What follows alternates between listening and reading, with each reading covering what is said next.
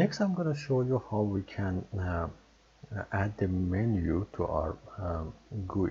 So after we create our frame and panel and we add every of those widgets there, then come here, click on the frame, then on the widget, and then click here as menu bar. And as soon as you click on that, the menu bar is going to be shown here. Click on that, and then click on edit menu bar. And when you click on edit bar, it's gonna open this menu editor, so you can add here. So assume our first one is the file, and we have to add, so I will call file menu, and then we have to have an ID. The wxPython have some standard ID that whatever you want to do, if it has a standard ID, you can come here and use that standard ID. If it doesn't, if it has an ID for that, if it doesn't have an ID for that, you can use always this any ID. So here, so for example, I will search for file, and it has it here, so I can come here and say, okay, for example, copy on that. I will copy that, and then I will put it there. If it's not what I need, I can put the download IDs here. So then I will, so if I click OK, so you'll see the file menu is already added there. It doesn't have anything there, but just the file menu. So I will again click that. So I will want to add some item to that file. So come here and click add. And you see it add another one. So it's, I want it to be sub menu for that, so I click on this one to bring it one step in front. So now it's a sub menu like that, and assume I want to have the new, and then the event handler, it means that whenever I click on that, what I want to happen. So I want the function on new be launched, and then attribute name is the just new menu, and help string is just create new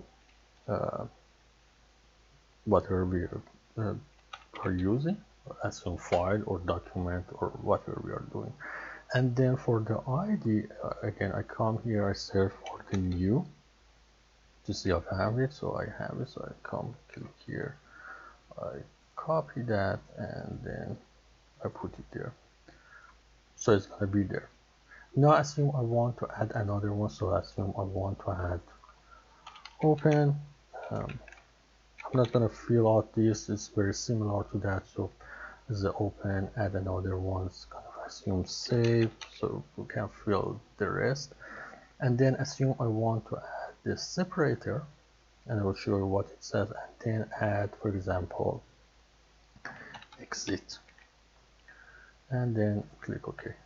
So now if I come here and I open, so it's I have new, open, save, then I have the separate bar and I have exit. And depend on when I click on each of them, depend on the attribute I depend on this event handler I define, that function is gonna be run. So for example here I said on the new, whenever I click on the new, it will go and look in my file for the on new function, and then run on that, or run that function, or with whatever is within that function. Now if I'm here, I want to add, for example, another one, so another top menu, so I click add. It's level 1, I want to bring it back. So for example, I wanted to make it help, and then I want to add, but I will push it forward, so it's about,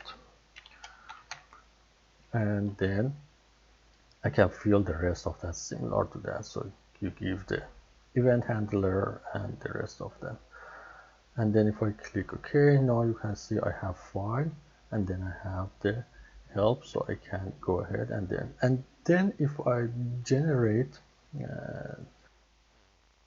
code and I open the code.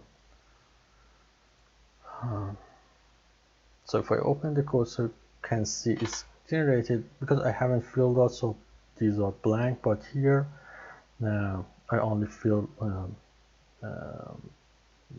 one of them, that the new item, and then you can see here this on new is added. So anytime I click on the new in my so let me run it here. So anytime I click on that new, it will comes down and run whatever is in here. So here, let me just show you, for example, let me write here. So print I create new item. So assume this is what I want to do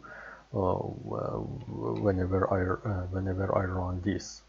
So if I run it, and if I come here and click on the new, and then it will print I create new item here. So basically I create a new menu item here, and then I bind the event of that. Anytime I click on that new item, a new function will be called. So I will comes down here on new file and put whatever I want here, and whenever I press the new, whatever is written here would be executed. So you can do it for the rest of the menu item as well. You connect each of them. If I come here,